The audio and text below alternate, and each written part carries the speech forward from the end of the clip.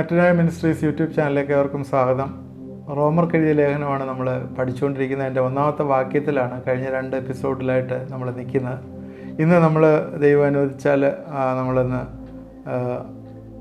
6-ാം വാക്യം വരെ നമ്മൾ വായിക്കാൻ ഉദ്ദേശിക്കുന്നു. കാരണം ഇതിന് മലയാളത്തിലും ഇംഗ്ലീഷിലും വരുമ്പോൾ അതിൻ്റെ അറേഞ്ച്മെൻറ്റ് വ്യത്യാസമുണ്ട്. അതുകൊണ്ടാണ് മലയാളത്തിലുള്ളതുപോലെ പലതും പറയാത്തത്. ദൈവം തൻ്റെ പുത്രനായ നമ്മുടെ കർത്താവായ യേശുക്രിസ്തുവിനെക്കുറിച്ച് വിശുദ്ധ രേഖകൾ തൻ്റെ പ്രവാചകന്മാർ മുഖാന്തരം മുൻകൂട്ടി വാഗ്ദത്തം ചെയ്ത സുവിശേഷത്തിനായി വേർതിരിച്ച് വിളിക്കപ്പെട്ട അപ്പോസ്തലനും യേശുക്രിസ്തുവിൻ്റെ ദാസനുമായ പൗലോസ്, റോമയിൽ ദൈവത്തിനും പ്രിയരും വിളിക്കപ്പെട്ട വിശുദ്ധന്മാരുമായ എല്ലാവർക്കും എഴുതുന്നത്. നമ്മുടെ പിതാവായ ദൈവത്തിങ്കിൽ നിന്നും കർത്താവായ യേശുക്രിസ്തുവിങ്കിൽ നിന്നും നിങ്ങൾക്ക് കൃപയും സമാധാനം ഉണ്ടാകട്ടെ. ജഡം സംബന്ധിച്ച് ദാവീദിൻ്റെ സന്തതിയിൽ നിന്ന് ജനിക്കുകയും മരിച്ചിട്ട് ഉയർത്തെഴുന്നേൽക്കിയാൽ വിശുദ്ധിയുടെ ആത്മാവ് സംബന്ധിച്ച് ദൈവോത്തൻ എന്ന് ശക്തിയോട് നിർണ്ണയിക്കപ്പെടുകയും ചെയ്തിരിക്കുന്നതിനാണല്ലോ ഞങ്ങൾ അവൻ്റെ നാമത്തിനായി സകല ജാതികളുടെ ഇടയിൽ വിശ്വാസത്തിന് അനുസരണം വരുത്തേണ്ടതിന് കൃപയും അപ്പോസ്തലത്വവും പ്രാപിച്ചു. എത്ര തീരുമെന്ന് അറിയത്തില്ല. എന്നാലും കഴിഞ്ഞ ദിവസങ്ങളിൽ നമ്മൾ ചിന്തിച്ചത് പൗലോസിൻ്റെ ജീവിതവുമായിട്ട് ബന്ധപ്പെട്ട് പൗലോസ് ഒരു ബോൺ സെർവൻ്റായിരുന്നു എന്ന് ചിന്തിച്ചു. അടിമ എന്ന് വെച്ചാൽ അതൊരു നെഗറ്റീവായിട്ടല്ല, ഒരു പോസിറ്റീവായിട്ടാണ്. നിത്യ അടിമ ആയിരുന്നു ചിന്തിച്ചു. രണ്ടാമത് പൗലോസ് ഒരു അപ്പോസ്തലാണ്, ദൈവം വിളിച്ച് separated unto the gospel of God, കർത്താവിൻ്റെ സുവിശേഷത്തിന് വേണ്ടി സെപ്പറേറ്റ് ചെയ്തൊരു അപ്പോസ്തലായിരുന്നു എന്ന് പറഞ്ഞു. അതുമായിട്ട് ചേർന്ന് തന്നെ എന്താണ് എന്നുള്ളതിനെക്കുറിച്ചും യേശുക്രിസ്തുവിനെക്കുറിച്ച് ഉള്ള വിശുദ്ധ രേഖകൾ which was promised by his prophets in the Holy Scriptures concerning Son Christ, Jesus Christ our Lord. ഇത് സുവിശേഷത്തെക്കുറിച്ച് വിശുദ്ധ രേഖകളിൽ മുൻകൂട്ടി പറഞ്ഞിരിക്കുന്നു. യേശുക്രിസ്തുവിനെക്കുറിച്ചും സുവിശേഷത്തെക്കുറിച്ചും ഒക്കെ പഴയ നിയമത്തിൽ ഒരുപാട് സ്ഥലത്ത് പറഞ്ഞിട്ടുണ്ട്. യഹൂദന്മാരെ സംബന്ധിച്ചിടത്തോളം അവർക്ക് അതറിയാമായിരുന്നു യേശുവിനെക്കുറിച്ച് പറഞ്ഞിരിക്കുന്നത്. അവർ മെസ്സിയായെക്കുറിച്ചുള്ള അവരുടെ കൺസെപ്റ്റ് തന്നെ ഒരു രാജാവ് എന്നുള്ള രീതിയിൽ ആയിരുന്നു. ചെങ്കോലുമായിട്ട് ഭരിക്കാൻ വരുന്ന ഒരു രാജാവ്, അല്ലെങ്കിൽ ആ സമയത്ത് യേശുക്രിസ്തു വന്ന സമയത്ത് റോമൻ ഭരണം, അല്ലെങ്കിൽ അവർക്ക് ഒരുപാട് ചുങ്കം കൊടുക്കേണ്ടതുണ്ടായിരുന്നു, ടാക്സ് കൊടുക്കേണ്ടതുണ്ടായിരുന്നു. അതുകൊണ്ട് അവരിൽ നിന്ന് വിടുവിക്കപ്പെടുന്ന ഒരു ഭരണാധികാരി എന്നുള്ള രീതിയിലായിരുന്നു. അങ്ങനെയുള്ളൊരു മെസ്സിയായാണ് അവർ എക്സ്പെക്റ്റ് ചെയ്തിരുന്നത്. എന്നാൽ മെസ്സിയ വരുമെന്ന് അവർക്കറിയാമായിരുന്നു. തിരുവെഴുത്തിലുണ്ടായിരുന്നു. പഴയ നിയമ തിരുവെഴുത്തുകളിൽ ധാരാളം റെഫറൻസസ് ഉണ്ട്. അതിനെക്കുറിച്ച് ഇപ്പോഴേ പോയി കഴിഞ്ഞാൽ നമുക്ക് ആ ഒരു വാക്യത്തിൽ നിന്ന് പോലും അങ്ങോട്ട് മുമ്പോട്ട് പോകാനായിട്ട് പറ്റത്തില്ല. അതുകൊണ്ട് ക്രിസ്തുവിനെ പ്രവാചകൻ എന്ന നിലയിൽ ആവർത്തന പുസ്തകം 18:18 നിങ്ങൾ നോട്ട് ചെയ്യുക. ആവർത്തന പുസ്തകം 18:18 പുരോഹിതനായി 1 ശമൂവേൽ 2:35 രാജാവായിട്ട് 1 ദിനവൃത്താന്തം 17:11 മുതൽ 14 വരെ ഒക്കെ കാണുന്നു. അതുപോലെ യെശയ്യാവിൻ്റെ പുസ്തകത്തിലെ കഷ്ടം അനുഭവിക്കുന്ന ദാസൻ, സങ്കീർത്തനം 22, സക്രിയ 9, ഇതെല്ലാം തന്നെ യേശുവിനെക്കുറിച്ചുള്ള റെഫറൻസ് പഴയ നിയമത്തിൽ പറയുന്നതാണ്. ഇത് ആദിമ തൊട്ട് ഉൽപ്പത്തി തൊട്ട് ഇങ്ങോട്ട് എടുത്തു കഴിഞ്ഞാൽ അവസാനം വരെ ഉൽപ്പത്തി തന്നെ തുടങ്ങുന്നുണ്ട്. സ്ത്രീയുടെ സന്തതി സർപ്പത്തിൻ്റെ തല തകർക്കും എന്ന് പറഞ്ഞപ്പം തൊട്ട് യേശുവിനെക്കുറിച്ച് അപ്പോഴേ തന്നെ പറയുന്നുണ്ട്. അതിത് അവസാനം വരെയുള്ള ഭാഗങ്ങളിൽ പഴയ നിയമത്തിലെ യേശുവിനെക്കുറിച്ചുള്ള റെഫറൻസ് ഓരോ പുസ്തകങ്ങളിലും ഉണ്ടേ നമ്മൾ മറന്നു വരുന്നത്. അതാണ് ഇവിടെ പറയുന്നത്. സുവിശേഷം രേഖകളിൽ മുൻകൂട്ടി പറഞ്ഞിരിക്കുന്നു. മുൻകൂട്ടി വാഗ്ദത്തം ചെയ്ത സുവിശേഷത്തിനായി വേർതിരിച്ച് വിളിക്കപ്പെട്ട അപ്പോസ്തലൻ. നേരത്തെ ഇത് പറഞ്ഞാണ്, വേർതിരിക്കപ്പെട്ട് separated unto the gospel of God. ഇവിടെ ഇപ്പം പറയുന്ന concerning his son Jesus Christ our Lord, യേശുക്രിസ്തുവിനെ കുറിച്ചാണ് ഇപ്പം നമ്മൾ പറഞ്ഞത്. അത് താഴോട്ട് എഴുതിയിട്ടുണ്ട്. യേശുക്രിസ്തു ആരാണെന്നും ഒക്കെ എഴുതിയിട്ടുണ്ട്.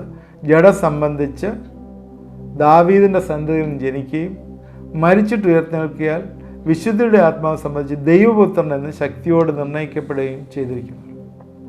സുവിശേഷം എന്നുള്ളൊരു വാക്ക് ഈ റോമർക്ക് എഴുതിയ ലേഖനത്തിൽ 13 പ്രാവശ്യം പറയുന്നുണ്ട്. 13 പ്രാവശ്യം സുവിശേഷം എന്ന് പറഞ്ഞൊരു വാക്ക് ഇവിടെ പ്രയോഗിക്കുന്നുണ്ട്.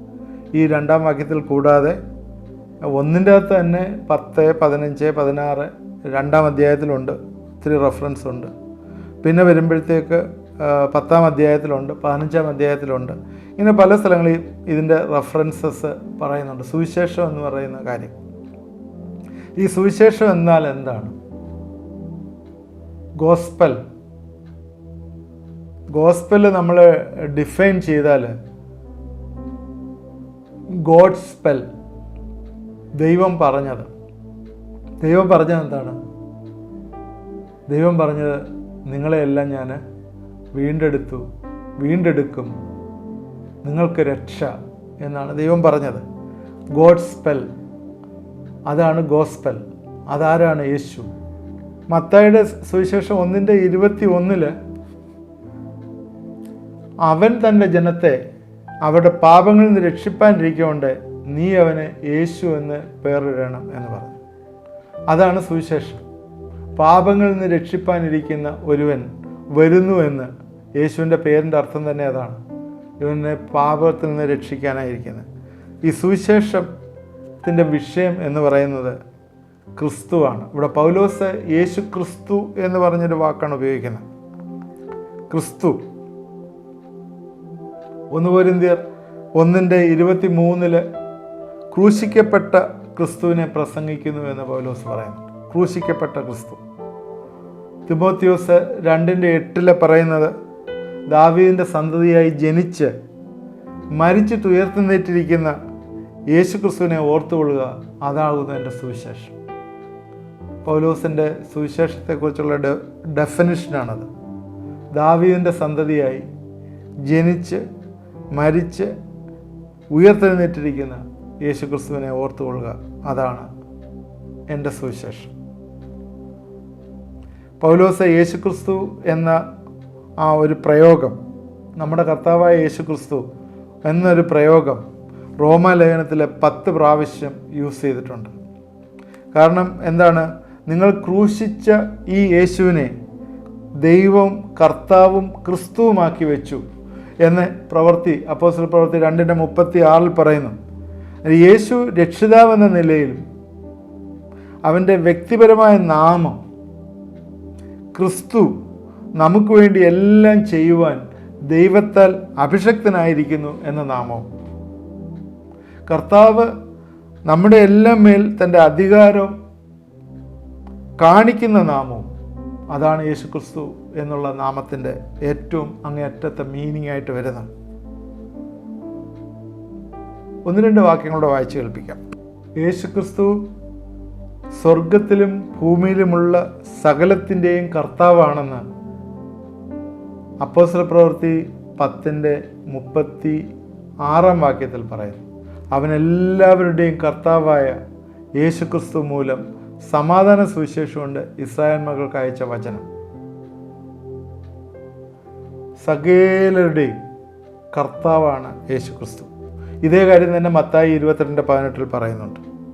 യേശു ആരാണ്? യേശു ക്രിസ്തു ആരാണ്? ജഡം സംബന്ധിച്ച് ദാവീദിൻ്റെ സന്തതിയിൽ നിന്ന് ജനിച്ചവൻ. ഇത് അവൻ്റെ മനുഷ്യത്വത്തെ കാണിക്കാം. യേശു ക്രിസ്തു മനുഷ്യനായിരുന്നു, ജഡം സംബന്ധിച്ച് ദാവീദിൻ്റെ സന്തതിയിൽ നിന്ന് ജനിച്ചവൻ. കുരുടനായ ബർത്തിമായി യേശു ക്രിസ്തുവിനെ ദാവീദ് പുത്ര എന്ന് സംബോധന ചെയ്യുന്നു. മർക്കോസ് 10:47 ദാവീദ് പുത്ര എന്നോട് കരുണയുണ്ടാകണമേ. അവന് തിമായിയുടെ മകനായ ബർത്തിമായി കുരുടനായിരുന്നു. അവൻ യേശുവിനെ കണ്ടിട്ടില്ല. അവൻ ഭിക്ഷ അയച്ചുകൊണ്ടിരിക്കുകയായിരുന്നു. പക്ഷെ അവന് ഒരു നല്ലൊരു നോളജബിളായിട്ടുള്ള, അവൻ ചെവി നന്നായിട്ട് കേൾക്കാൻ പറ്റുമെന്ന് ഞാൻ വിശ്വസിക്കുന്നു. കാരണം യേശുവിനെ പറ്റി പറഞ്ഞു കേട്ടിട്ടുണ്ട്, ദാവീദ് പുത്രനാണ്. ഇത് യേശുവിനോട് പറഞ്ഞപ്പോൾ ദാവീദ് പുത്ര എന്നോട് കരുണ ചെയ്യണമേ എന്ന് പറഞ്ഞപ്പോൾ യേശു അത് നിരസിച്ചതായിട്ട് കാണുന്നില്ല. ശ്രദ്ധിക്കുക, യേശു അത് നിരസിച്ചതായിട്ട് കാണുന്നില്ല. സങ്കീർത്തനം 110:1 യേശുവിനെ കർത്താവായിട്ട്, ദാവീദിൻ്റെ പുത്രനാണെങ്കിൽ പോലും മാനുഷികമായിട്ട് അവൻ ദാവീദിൻ്റെ കർത്താവായിട്ട് അവിടെ ചിത്രീകരിക്കുന്നതായിട്ട് കാണാം. ദാവീദിൻ്റെ സന്തതിയെങ്കിലും ആത്മീയമായിട്ട് ദാവീദിൻ്റെ കർത്താവായിട്ട് കാണുന്നു. ഇത് സങ്കീർത്തനം 110:1 തന്നെ മർക്കോസ് 12:35 തൊട്ടുള്ള വാക്യങ്ങൾ ശാസ്ത്രിമാർ കോട്ട് ചെയ്ത് പറയുന്നതായിട്ട് നമുക്ക് കാണാമല്ലോ. അതിന് ദാവീദിൻ്റെ സിംഹാസനത്തിൻ്റെ അനന്തര അവകാശിയായിട്ട് യേശുവിനെ വെളിപ്പെടുത്തുന്ന ഒരു ഭാഗമാണ്. അവൻ മനുഷ്യനാണ്, മനുഷ്യനായിട്ട് വന്നു. യേശുക്രിസ്തു പലപ്പോഴും പറയുന്നത് മനുഷ്യപുത്രൻ എന്ന് പറഞ്ഞിട്ട് യേശുവിനെ തന്നെ സംബോധന ചെയ്യുന്ന കാര്യം നമുക്ക് മനസ്സിലാവും. ജഡം സംബന്ധിച്ച്, ജഡം എന്ന വാക്കിനകത്ത് ഒരുപാട് മീനിങ് ഉണ്ട്. ജഡം സംബന്ധിച്ച്, ജഡമെന്ന് പറയുമ്പോൾ പലപ്പോഴും നമ്മൾ മാംസം എന്നൊക്കെയുള്ള ഒരു ചിന്തയാണ് പലപ്പോഴും ഉള്ളത്. എന്നാൽ ശരീരത്തിന് ജഡമെന്ന് പറയുന്നുണ്ട്, ശരീരം പ്രാണനും ഉൾപ്പെട്ട മനുഷ്യന് ജഡമെന്ന് പറയുന്നുണ്ട്, മനുഷ്യ പ്രകൃതിക്ക് ജഡം എന്ന് പറയുന്നുണ്ട്. ഇതിനകത്ത് ഇനി നമ്മൾ പഠിക്കും, ജഡത്തിൻ്റെ പ്രവൃത്തിയെക്കുറിച്ചും ഒക്കെ അങ്ങോട്ട് പഠിക്കും. ജഡം റോമർക്കെഴുതിയ ലേഖനം 9-ാം അധ്യായത്തിലും ഒക്കെ അതിനെക്കുറിച്ച് പറയുന്നുണ്ട്. അതിൽ മനുഷ്യ സ്വഭാവത്തെ, പ്രത്യേകിച്ചും ഈ മനുഷ്യപ്രകൃതിയെ ജഡമായിട്ട് പറയുന്നുണ്ട്. ഇവിടെ ജഡം സംബന്ധിച്ച് എന്നുള്ള അക്കോർഡിംഗ് ടു ദ ഫ്ലഷ് എന്ന് പറഞ്ഞാൽ ഇവിടെ ഉദ്ദേശിക്കുന്നതെന്ന് പറഞ്ഞാൽ അവൻ മനുഷ്യനായിട്ട് ജനിച്ചു എന്നുള്ള ജഡീക അവതാരം, ഈ ലോകത്തിലേക്ക് വന്നത് മനുഷ്യനായി വന്നു എന്നുള്ള. അന്നേരം മശിഹ, ഒരു കാര്യം ഏറ്റവും നമ്മൾ ചിന്തിക്കേണ്ടത്, മശിഹ ദൈവമായിരിക്കുമ്പോൾ തന്നെ അവൻ പൂർണ്ണ മനുഷ്യനും ആയിരുന്നു. എബ്രായർക്ക് ഇതിലെ 2-ാം അധ്യായത്തിൻ്റെ 14-ാം വാക്യത്തിൽ മക്കൾ ജഡരക്തങ്ങളോട് കൂടിയവരാകൊണ്ട് അവനും അവരെ പോലെ ജഡരക്തങ്ങളോട് കൂടിയവനായി മരണത്തിൻ്റെ അധികാരിയായ പിശാചിനെ തൻ്റെ മരണത്താൽ നീക്കി ജീവപര്യന്തം മരണഭീതിയിൽ അടിമകളായിരുന്നവരെയൊക്കെയും വിടുവിച്ചു. അവനും അവരെ പോലെ ജഡരക്തങ്ങളോട് കൂടിയവനായിരുന്നു എന്ന് ഇവിടെ എബ്രായർക്ക് എഴുതിയ ലേഖനത്തിൽ പറയുന്നു. അപ്പോസ്തലനായ യോഹന്നാന് ക്രിസ്തുവിനെ ജഡത്തിൽ വന്നവൻ എന്ന് വിശേഷിപ്പിച്ചിട്ടുണ്ട്. 2 യോഹന്നാനിൽ അത് പറയുന്നുണ്ട്. 7-ാം വാക്യത്തിൽ ജഡത്തിൽ നിന്ന് വന്നവൻ എന്ന് വിശേഷിപ്പിക്കുന്നു. ഇപ്പോൾ ജഡം സംബന്ധിച്ച് ദാവീദിൻ്റെ സന്തതിയിൽ നിന്ന് ജനിച്ചു. ഇനി അടുത്തത് ഏറ്റവും പ്രധാനപ്പെട്ട, മരിച്ചിട്ട് ഉയർത്തെഴുന്നേൽക്കിയാൽ വിശുദ്ധിയുടെ ആത്മാവ് സംബന്ധിച്ച ദൈവപുത്രൻ. നേരത്തെ പറഞ്ഞ് ജഡം സംബന്ധിച്ചവൻ ഇൻകാർണേറ്റ് ചെയ്തു, അവൻ മനുഷ്യപുത്രനാണ്. ഇപ്പോൾ പറയുന്നു ഉയർത്തെഴുന്നേറ്റിരിക്കാൻ വിശുദ്ധിയുടെ ആത്മാവ് സംബന്ധിച്ച് ദൈവപുത്രൻ. ക്രിസ്തു ദൈവപുത്രൻ എന്ന് 7 പ്രാവശ്യം, ദൈവപുത്രൻ എന്ന് പറയുന്ന ക്രിസ്തു ദൈവപുത്രൻ എന്ന് 7 പ്രാവശ്യം ഈ റോമർക്ക് എഴുതിയ ലേഖനത്തിൽ പറയുന്നുണ്ട്. അതായത് ഇത് ദൈവപുത്രൻ എന്ന് പറയുമ്പോൾ അത് ഒരു ആളുകൾക്ക് അക്സെപ്റ്റ് ചെയ്യാനായിട്ട് വലിയൊരു പ്രയാസമുണ്ട്. ഇത് ഇന്ന് നമുക്കിതിൻ്റെ ഫുള്ളായിട്ട് ഇന്ന് പറയാൻ പറ്റിയില്ലെങ്കിൽ അടുത്ത എപ്പിസോഡിലെങ്കിലും നമുക്ക് തീർക്കാം. ഇന്ന് പലരും കേട്ടിട്ടുണ്ട് ദൈവപുത്രൻ എന്ന് പറയുമ്പം ദൈവം കല്യാണം കഴിച്ചിട്ടുണ്ടോ, ദൈവത്തിൻ്റെ ഭാര്യ ആരാണ് എന്നൊക്കെയുള്ള ചിന്തകളാണ് പെട്ടെന്ന് ആളുടെ മനസ്സിലേക്ക് ഓടി വരുന്നത്. കാരണം നമ്മളെപ്പോഴും പുത്രൻ എന്നൊക്കെ പറഞ്ഞ് ചിന്തിക്കുമ്പോൾ അതൊരു മാരീഡ് ആക്ട്, അതിനുശേഷം കുഞ്ഞുങ്ങളുണ്ടാവുന്നു, ഇങ്ങനെയൊക്കെയുള്ള ചിന്തകളാണ് നമ്മൾ ഭരിക്കുന്നത്. കാരണം നമുക്കതേ അറിയാവുള്ളൂ. എന്നാൽ ദൈവപുത്രൻ എന്ന് പറയുന്നത് ഭൗമിക പിതാവിനെ കൂടാതെ ദൈവത്താൽ സൃഷ്ടിക്കപ്പെട്ടതാകയാൽ അങ്ങനെയുള്ള ഒരു ചിന്തയാണ് ദൈവപുത്രൻ എന്നുള്ള വാക്കിൽ നിന്ന് വരുന്നത്. ദൈവപുത്രൻ, ദൈവമകൻ, ആദാമിനെക്കുറിച്ച് ദൈവമകൻ എന്ന് പറഞ്ഞിട്ടുണ്ട്. ലൂക്കോസ് 8:38 ആദാമിനെക്കുറിച്ച് ദൈവമകൻ എന്ന് പറഞ്ഞിട്ടുണ്ട്. അതുപോലെ ദൈവ കുടുംബത്തിലേക്ക് ദത്തെടുക്കുന്നത് എല്ലാവരെയും തന്നെ ദൈവമക്കൾ എന്ന് പറഞ്ഞിട്ടുണ്ട്. അതായത് ദൈവം ഇങ്ങനെ കുഞ്ഞുങ്ങളെ ഇങ്ങനെ ഉണ്ടാക്കി വിടുകയാണ്, അങ്ങനെയല്ല. ദൈവമക്കൾ ദൈവ കുടുംബത്തിലേക്ക് ദത്തെടുക്കുന്നു. യോഹന്നാൻ 1:12 അവനെ കൈക്കൊണ്ട് അവൻ്റെ നാമത്തിൽ വിശ്വസിക്കുന്നവർക്കും ദൈവമക്കളാകുവാനുള്ള അധികാരം കൊടുത്തു. അതുപോലെ യോഹന്നാൻ 3:1-2 കാൺമീൻ നാം ദൈവമക്കൾ എന്ന് വിളിക്കപ്പെടുവാൻ. ഈ ദൈവമക്കൾ എന്ന് പറയുമ്പോൾ ദൈവത്തിൻ്റെ ഭാര്യ പ്രസവിച്ച മക്കളൊന്നും അല്ല, ദൈവ കുടുംബത്തിലേക്ക് നമ്മളെ ദത്തെടുത്തത് കൊണ്ട് നമ്മളായിത്തീർന്നു. അതുപോലെ ദൈവപുത്രനെ സംബന്ധിച്ചിടത്തോളം ബലത്തിൽ ദൈവത്തോട് സാമ്യമായിരിക്കുന്നവരെ ഇങ്ങനെ ഈ പേര് കൊടുത്തിട്ടുണ്ട്. ഉയർന്ന മലകൾക്ക്, അല്ലെങ്കിൽ ദൈവത്തിൻ്റെ മല എന്ന് പറയുന്നുണ്ട്. ദേവദാരു ഉയർന്ന വൃക്ഷമാണല്ലോ, അത് ദൈവത്തിൻ്റെ ദേവദാരുക്കളെന്ന് ബൈബിൾ പറഞ്ഞിട്ടുണ്ട്. ഇങ്ങനെയൊക്കെ ദൈവത്തോട് സാമ്യമുള്ള പല കാര്യങ്ങളെയും ചേർത്തിട്ട് ഇന്ന് ദൈവപുത്രൻ എന്നുള്ള മീനിങ്ങിൽ വരത്തക്ക രീതിയിൽ ദൈവത്തിനോട് സാമ്യമുള്ളതിനാൽ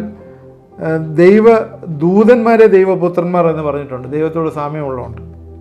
ഇയ്യോബ് 1:6, ദാനിയേൽ 3:25 അതിന് റെഫറൻസ് ഉണ്ട്. ദൈവത്തോട് സാമ്യമുള്ളതിനാൽ ദൈവത്തിൻ്റെ ദൂതന്മാർ എന്ന് പറഞ്ഞിട്ട്.